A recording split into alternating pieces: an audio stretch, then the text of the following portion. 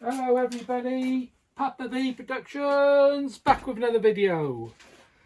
Well, let's wind this up first, else I'm going to walk into it. Another video all about this old mirror I found in the attic and the old favourite bits of pallet wood. And what I'm going to make today is, I think they call it these days, object art. But it's going to be something that we can display in the garden. So I'll get cracking on with it straight away and I'll see you in a minute. Right, I've worked out what I'm going to do. Basically, the frame around the mirror, I want to rebate over at least an inch. So that way the mirror can be glued in to the rebate and it'll become more stable. Also then that gives, because of the overhang, that's going to give me something to screw through to fix it to the wall outside. So for the two sides, I'm just going to cut them long for the time being.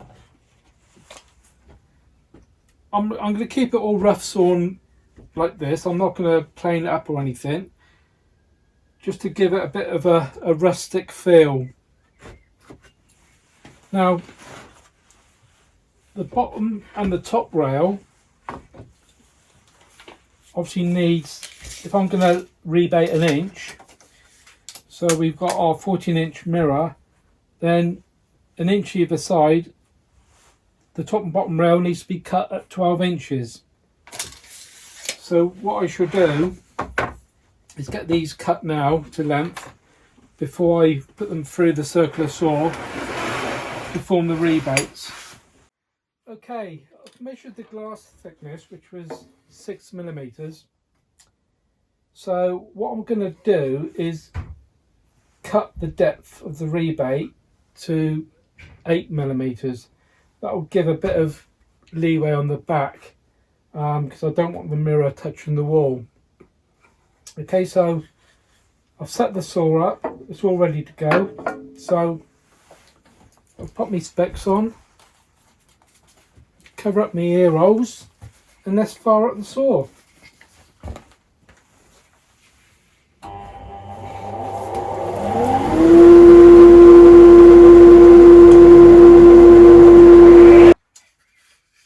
That's all the rebates cut.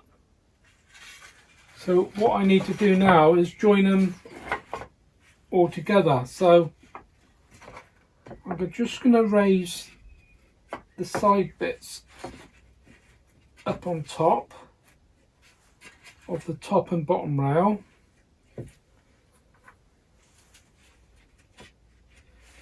And then I can mark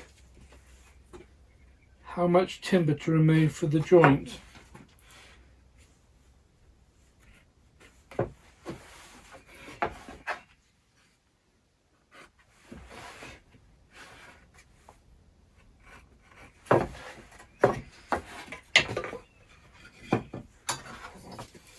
Just going to square that across.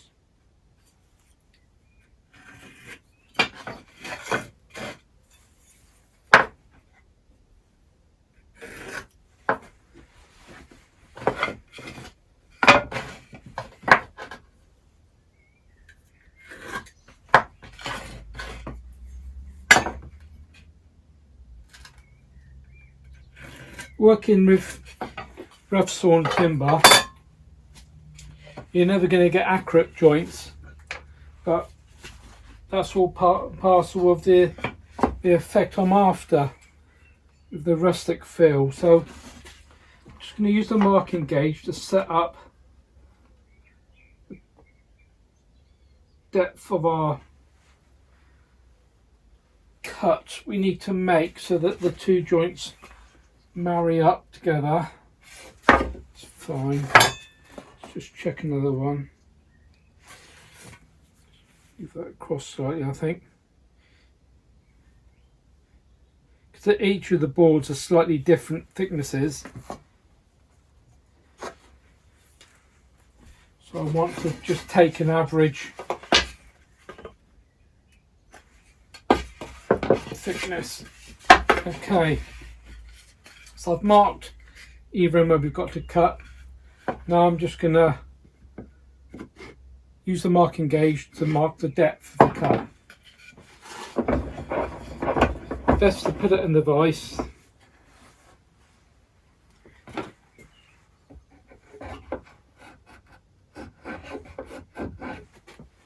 Mark that down there.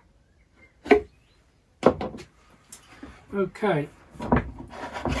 I'll just cut one at a time.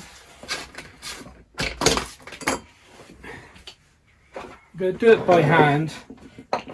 I'm not going to bother setting up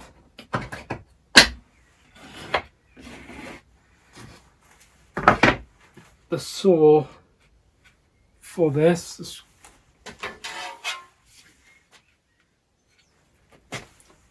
Like I said, it's not something I'm looking to be a perfect finish.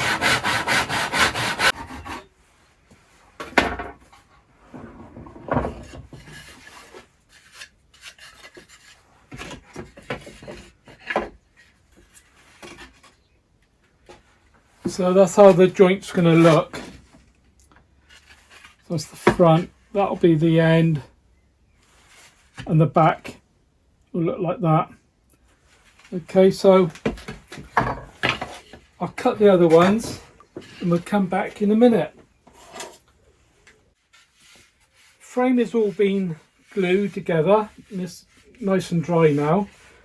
What I've done is given it a light sanding because again I wanted to keep this rustic feel to the project, and I've just run the tenon saw in each of the joints only like 1 millimetre deep to again give that window frame effect. Now I've just put some packers under the mirror to raise it off the bench so the frame's going to sit over the top nice and snug. I haven't decided yet what colour I'm going to use on the frame. I've got some wood preserver that is clear, and I've also got some coloured, but I'll decide that later on. But once that has been treated and it's nice and dry, this frame will be actually bonded to the mirror, so everything will be nice and stable, and also that will seal around the perimeter to stop any rainwater getting in behind and causing problems long term. So the frame's going to sit over the mirror like so. The next step is I want to form the appearance of an opening sash. So what I've done is I ripped down some more bits of pallet wood. Now the frame timber was 70mm wide, so what I've done is cut these strips down to 40mm, and these will be, well, once again, once they're being stained and treated, these will be bonded to the mirror in this sort of configuration, because as you stand back that will give the appearance of an open window. So the next stage is I'm just going to play about with this to get the right angles, and I will then cut all the joints. We'll then have to get it treated and then bonded to the mirror. So let's crack on and get that done. Well, we're nearly there now. I decided in the end to keep it a clear finish.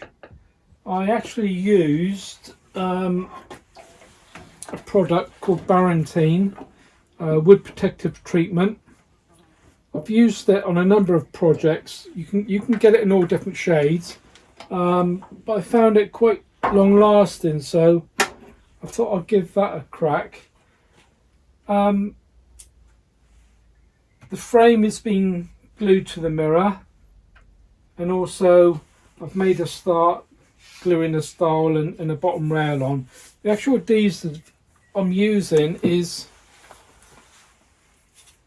Stuck Extreme. Now this is a silicone polyurethane mix adhesive, very waterproof. In fact, you can stick things together even when they're wet, so it'll be ideal for this. Now, I did play about with the positioning of all the different components to the window frame, and in the end, to get the perspective right, I ended up with a 20-degree cut on the bottom rail, and then found that a 10-degree cut on the top gave the best effect that I was after. So what I'm going to do now is just glue on the last few pieces, and then we're good to go and get it hung on the wall. Now you don't want to put too much on, because I don't want it to squeeze out on the mirror. So a nice bed, just enough to get a good bond, but not too much to squeeze out.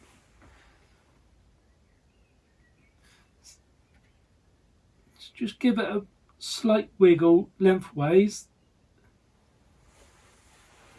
and that will hold itself in place. I had to play about with these a bit because I tried them horizontal, which that didn't look right, and then if I had in the same angle as the bottom piece, that didn't look right. So I've split the measurements again and kept the angles slightly different. That bit's just springing off there. I'm going to have to put some weight on there in a minute just to keep it down. So what I need to do is get that central of that measurement there. That's 410 to 205 is there. I'm going to put a little dot on there so I can see where it is.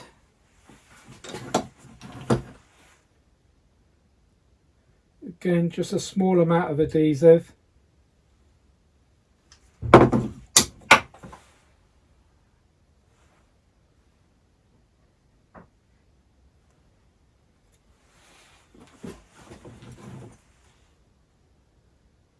And the last bit.